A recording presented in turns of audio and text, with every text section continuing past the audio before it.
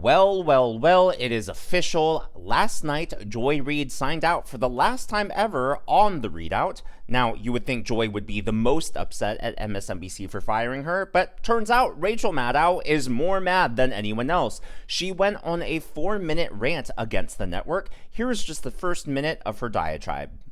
An even bigger programming change is at 7 p.m., 7 p.m. Eastern, where Joy Reid's show, The ReidOut, ended tonight. And Joy is not taking a different job in the network. She is leaving the network altogether. And that is very, very, very hard to take. I am 51 years old. I have been gainfully employed since I was 12. And I have had so many different kinds of jobs, you wouldn't believe me if I told you.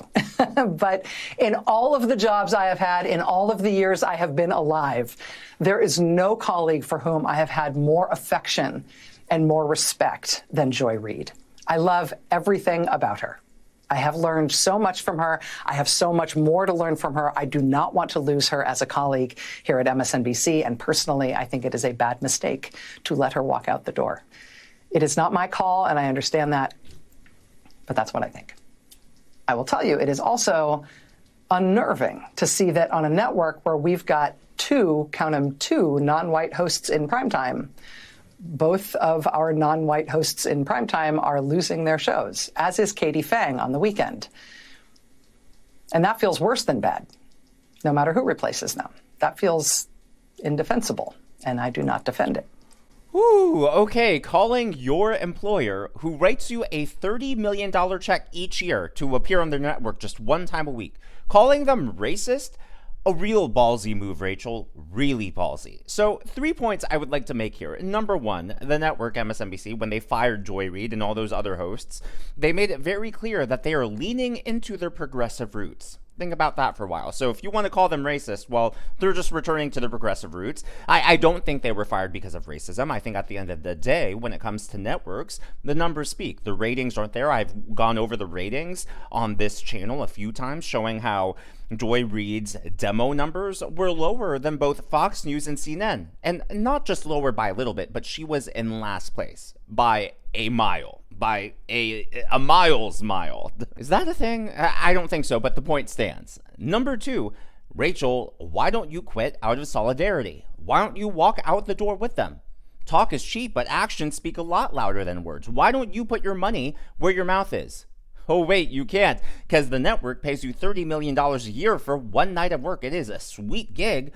But you know what? It's a lose-lose situation for both of you, because if you truly believe that, you feel trapped where you are, and then obviously the network's not going to want to fire you after they've paid you tens of millions of dollars for nothing.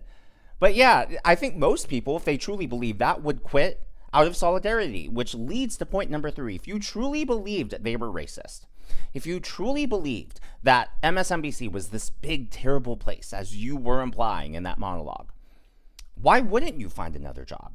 I think most people, if they found out their boss was racist, if most people found out that their boss is a terrible person, they'd find another job. You know, I hear that liberal networks are a dime a dozen these days. And hey, even if you didn't want to work for another network, you could always just quit MSNBC and start your own YouTube channel, start a podcast. Thanks to the internet and social media, you could be reaching more people than ever before.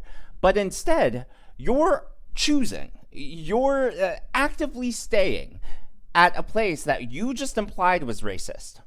I think that says more about you, Rachel, than it does about MSNBC. Just saying. I think that rant wasn't as powerful as you think it is. Yeah, the media is just in a total meltdown right now in the second Trump administration, but it's not just MSNBC. So by now, it's no secret that the Associated Press has sued the Trump administration. They were banned from the Oval Office as well as Air Force One, and the Associated Press is claiming that this is an infringement of their First Amendment rights. Well, unfortunately for them, a federal judge has blocked their emergency motion. And the winning continues here at the White House every day. Today, a federal judge right here in Washington, D.C., denied the Associated Press's emergency request for a temporary restraining order to restore their privilege of returning to the White House press pool. And the judge's denial of the Associated Press's request reinforces what I said from the podium last week and what President Trump has been saying.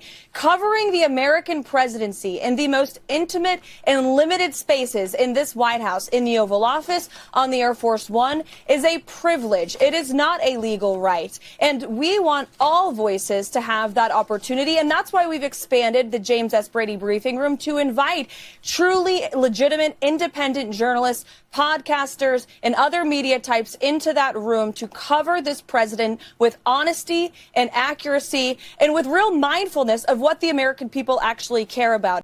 Yeah, if the Trump administration was truly against freedom of the press, if they were truly attacking the media, they wouldn't let any media outlet into the White House. But instead, this administration has been so open and so accessible to media outlets of every shape, size, and no matter the platform. That is one of the things I love about this administration, is how forward-thinking they are, while also honoring our past. The Associated Press and no media outlet is entitled to a seat in that room. There are limited numbers of seats, and it's the White House discretion to choose who gets to go. We saw that, by the way, during the Biden administration. I didn't see the media freaking out about it then. Now, to be very clear, while the judge did block this emergency motion, it is not a final decision. According to NPR, the case, court ruling lets White House ban on Associated Press continue for now. The reason it's for now, if you take a look at that bottom sentence there, the judge set a court hearing for March 20th, at which he will consider the motion. So this is still ongoing.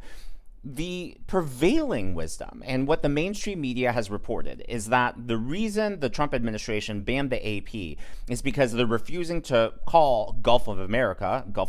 They're still calling it Gulf of Mexico, but it's actually a lot more than that. According to Axios, they write Scoop, Why Trump Targets AP.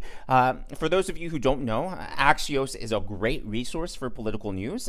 Very easy to read. They give bullet points. I believe they cover things fairly. The founder of Axios was actually one of the co-founders of Politico, and he didn't like the direction Politico was going, which is really interesting now that we know the USAID allegations. But co-founded Politico, didn't like it, so he went off, did his own thing, and Axios is that own thing. Well, according to them, the Associated Press has a style guide, and a lot of media outlets use this style guide, and you can see here a few of the things that the Trump administration takes issue with. So according to the style guide, they don't allow, quote-unquote, all views in transgender coverage. I mean, if you're a media organization, don't you want to be impartial and balanced? Don't you want to be neutral? That's what the Associated Press claims to be. I don't claim to be neutral. Yes, I say I'm an independent because I am, but I am right-leaning. I obviously support President Trump. I obviously have my own opinions. I make it very clear when I'm reporting on facts versus when I'm providing my analysis and commentary. But the Associated Press doesn't pretend, they're not open about their commentary. They're not open about analysis. They pretend to be just straight journalism, but that is not true. Again, if you are not allowing all views in transgender coverage, then you are, by nature, putting your thumb on the scale. Totally cool if you want to do that. You're free to do that, but don't pretend that you're unbiased. The second bullet point here is they must use the phrase gender-affirming care whenever they talk about those transgender treatments. Again, putting your thumb on the scale. If you want to be truly unbiased, just off of the top of my head, gender-related medical treatment, gender-related medical care. But instead, when you're saying gender-affirming, that in itself shows a very clear bias and a very clear perspective that you're trying to force upon your readers. Point number 3, they capitalize certain terms. For example, they capitalize black, but they don't capitalize white for race.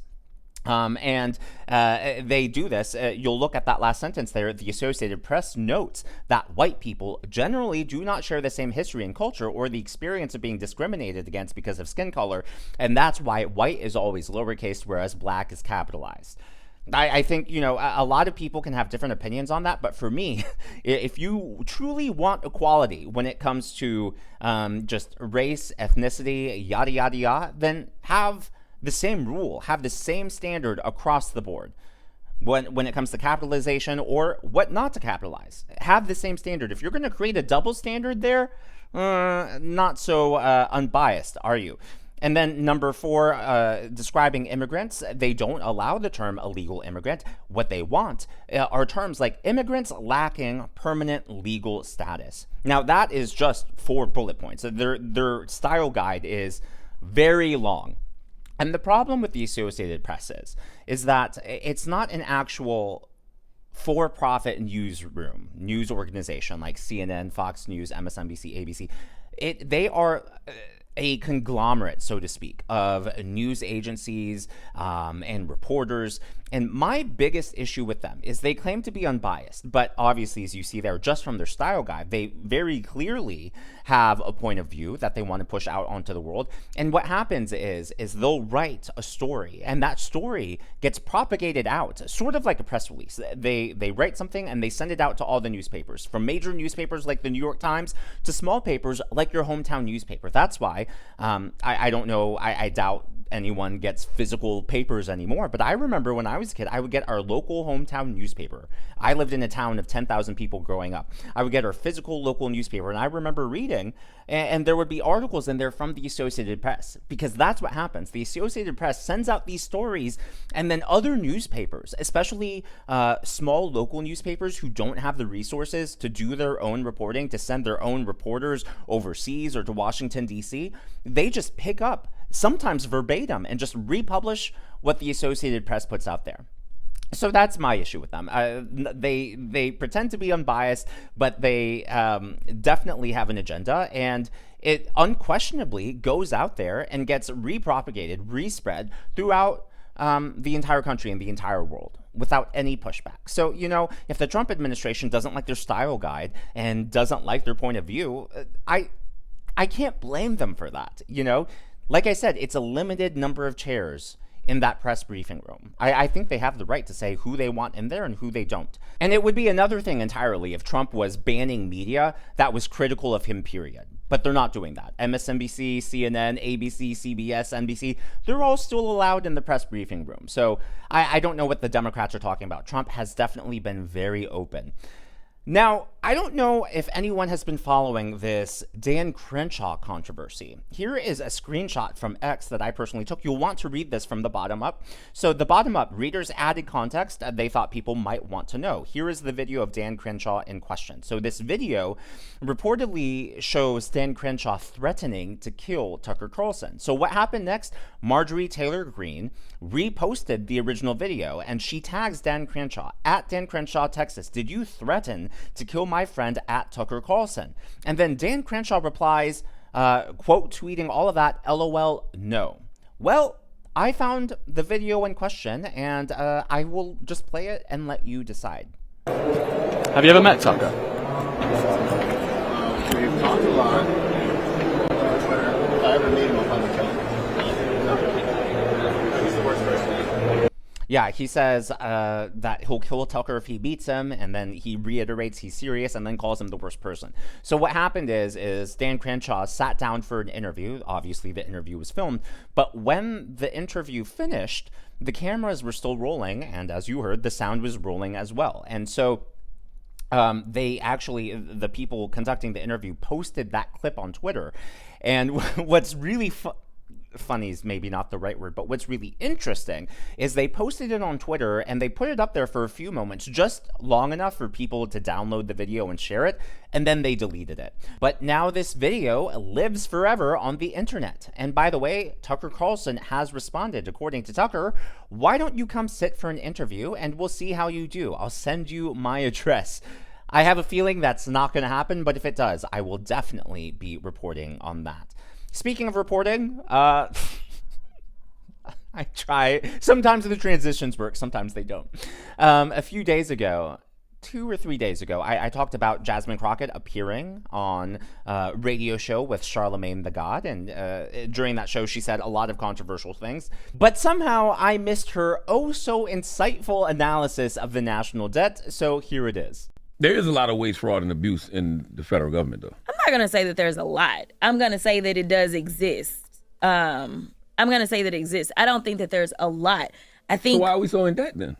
We're in debt because we decide that we're going to reduce the income. We're in debt because we're not taxing enough. That's what she's saying there. The problem is not the spending. The problem is we're not taxing enough. I've said this on the channel multiple times, but I will continue to say it again. I will beat this drum till the day I die. You could tax the entire economy at 100%. Every piece of productivity, you could take the entire GDP for the whole year, put it towards the national debt, and we would still be trillions of dollars in debt. Taxing isn't the problem. Spending is the problem. You could confiscate all the wealth from every single billionaire and millionaire in America, and we would still be trillions of dollars in debt. That's how big our national debt is. And she wants to claim that spending isn't the problem. That's why the Democrats right now are so focused on this class warfare, because it's what divides people. And if they can get people to get mad at rich folks, it distracts from the actual problem happening in Washington, D.C. Fortunately, though, Donald Trump is president, not Kamala Harris. And we got a reminder recently. She obviously is from California, and she was touring some of the devastation out there. Whew, boy. We really dodged a bullet on that one. Here are her insights. Here's her feelings of the fires out in California. Through your mind when you see this, you're here, you're now seeing it up close. It's not only seeing it, Alex, you can smell it.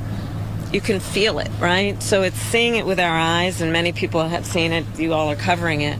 But to literally be on the ground here, you can smell the smoke that was here. You can feel the toxicity, frankly, of the environment. You can feel the energy of all of the folks who are still here on the ground. Y'all, if Sarah Palin said that, the media would be making fun of her. Tina Fey would be whipping up an impersonation. Yet Kamala Harris says that no one blinks an eye, despite the fact she could have been the next president. Don't forget the question, what are you thinking? And then she starts talking about being on the ground literally. I didn't realize there was another way to be on the ground. Can you figuratively be on the ground? Is that an issue? And then, like, what are you thinking? Why aren't you thinking about the poor people who lost their homes? Why aren't you thinking about the rebuilding process? Why aren't you thinking about people's livelihoods? Why aren't you thinking about people's health? Instead, all she can talk about, you can smell the smoke from here, from where I stand, from land here in Alaska. I digress. So it was either my last video or 2 videos ago, someone said, Daniel, if you actually read your comments, I want you to post more Drogon and Matchroom content. So here is more Drogon and Matchroom content for all of you.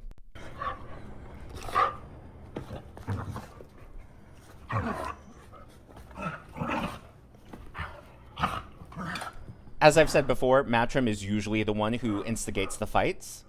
Not fights, they're play fighting. It's all playful. Matchroom loves this. And Drogon is the best big brother because he never gets too aggressive. And you'll see here in a few moments, he actually puts Matchroom's head in his mouth. But it's not dangerous. It doesn't hurt Matchroom at all. And like I said, Matchroom instigates a lot of this because he likes the roughhousing.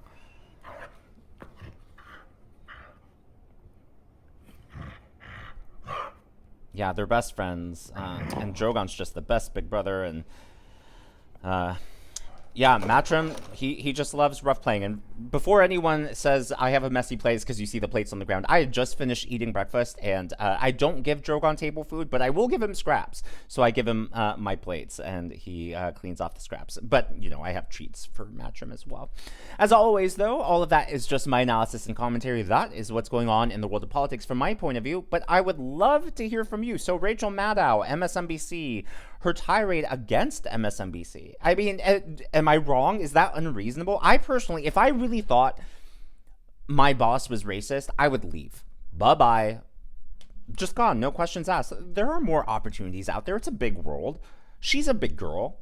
But to me, if you're staying with your boss who you just said was racist, are you not choosing sides? Am I missing something? To me, I think that exposes her as being a hypocrite. But maybe there are other angles or other thoughts I haven't